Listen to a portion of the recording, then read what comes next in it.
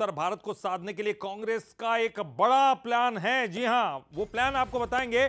अमेठी से चुनाव लड़ सकते हैं राहुल गांधी। बड़ी खबर इस वक्त की, राहुल गांधी अमेठी से चुनाव लड़ सकते हैं। ये जो है उत्तर प्रदेश को साधने का, उत्तर भारत को पूरी तरह से साधने का ये कांग्रेस का प्लान है। अमेठी से राहुल गांधी को उतार सकती है कांग्रेस। रायबरेली से प्रियंका गांधी को उतार सकती है कांग्रेस।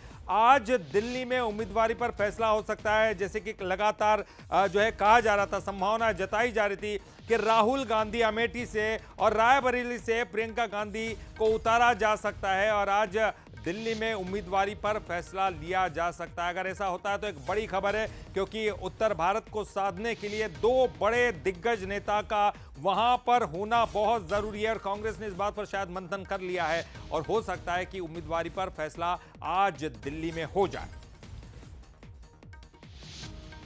तो देखिए, ये सेकंड फेज का जो चुनाव था उसके पहले भी इस तरह की भनक चल रही थी और उसका शायद कहीं ना कहीं कार्यकर्ताओं में मनोबल बढ़ा होगा। इस बात को लेकर ये कहा जा रहा था, कयास लगाए जा रहे थे और शायद हो सकता है अब तीसरे चरण के मतदान से पहले एक बड़ी घोषणा हो जाए और उम्मीदवारी पर फैसला हो जाए। दिल्ली में आज अमेठी से और रायबरेली से उम्मीदवारी का फैसला लिया जा सकता है और हो सकता है कि राहुल गांधी अमेठी से चुनाव लड़े। हालांकि वो वायनाड से भी लड़ रहे हैं। तो देखिए, राहुल गांधी अमेठी से चुनाव लड़ेंगे और रायबरेली से प्रियंका गांधी को कांग्रेस उतार सकती है।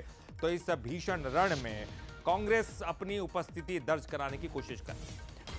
और हमारे एग्जीक्यूटिव एडिटर शैलेंद्र सिंह राजपूत हमारे साथ जुड़ गए।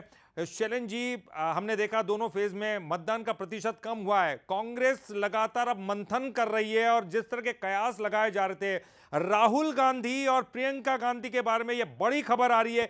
कितना बड़ा कदम ये कांग्रेस का हो सकता है? क्या ये होगा वाकई में?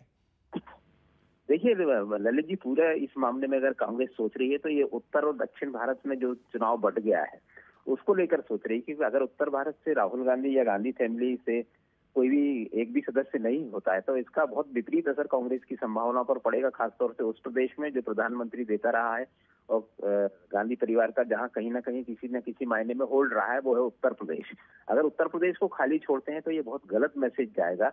इसलिए कांग्रेस के जो सीनियर नेता हैं या जो रणनीतिकार हैं, उनका दबाव गांधी फैमिली पर लगातार है कि राहुल और प्रियंका को उत्तर प्रदेश से चुनाव लड़ाया जाए, खासतौर से अमेठी से और रायबरेली से। क्योंकि रायबरेली में इस बार सोनिया गांधी इनकार कर चुकी हैं चुनाव लड़ने से, तो प्रियंका गांधी को वहां से उतारा जा सकता है और अमेठी से वापसी कर सकते हैं राहुल गांधी। हालांकि पिछले चुनाव में उनको हार का सामना करना पड़ा था, लेकिन कांग्रेस किसी भी कीमत पर ये मैसेज देना नहीं चाहती कि उसने मैदान छोड़ दिया है। तो हो सकता है कि आज बैठक है सीईसी की, उसमें ये फैसला लिया जा सकता है और कल या परसों में ये घोषणा हो सकती है कि राहुल और प्रियंका अमेठी और रायबरेली से चुनाव लड़ेंगे। जी शैलेंद्र जी, जैसे कि आप कह रहे हैं अमेठी से तो हारे भी थे, लेकिन इसके बावजूद अगर पूरे उत्तर भारत में जो कांग्रेस में मायूसी है या फिर कांग्रेस के जो कार्यकर्ता है उनका मनोबल बढ़ाने की एक कोशिश के रूप में भी इसको देखा जा सकता है। देखिए, उत्तर भारत का कांग्रेस कार्यकर्ता किसी न किसी तरह से मायूस है और दक्षिण की तरफ अपना ध्यान पूरा कर बढ़ा दिया है कांग्रेस ने। जिस तरह से वायनाड में चुनाव लड़े केरल के, तो उस तरह से भी देखिए। और बीजेपी ने भी ये कहना शुरू किया ये उत्तर और भारत में चुनाव बढ़ गया, क्योंकि उत्तर पट्टी में इसमें कोई शक नहीं है कि भाजपा का बहुत जबरदस्त होल्ड है उत्तर भारत में, उत्तर भारत के राज्यों में। और दक्षिण में कांग्रेस जोर लगा रही है। तो लेकिन ये अगर उत्तर भारत ही वो, खासतौर से उत्तर प्रदेश में अगर संभावनाएं घटती हैं किसी पार्टी की, तो उसके लिए दिल्ली में सरकार बनाना बहुत मुश्किल हुआ है। कि हालांकि कांग्रेस सरकार बनाने की स्थिति में आएगी ये बिल्कुल नहीं कहा जा सकता, लेकिन हाँ, एक दो सीटें अगर वो वहां से निकालती हैं तो भविष्य की राजनीति में वो वहां उसके पैर जमे रहेंगे। और राहुल और प्रियंका के अलावा कोई ऐसे चेहरे हो नहीं सकते जो उत्तर प्रदेश में चुनाव जीत पाए। इसलिए कांग्रेस रणनीतिकार जरूर चाहते हैं कि दोनों वहां से चुनाव लड़ें, ताकि एक संदेश जाए और कार्यकर्ता का मनोबल भी बना रहे। जी, बहुत बहुत शुक्रिया शैलेंद्र जी, बहुत बहुत शुक्रिया आपका इस पूरी जानकारी के लिए।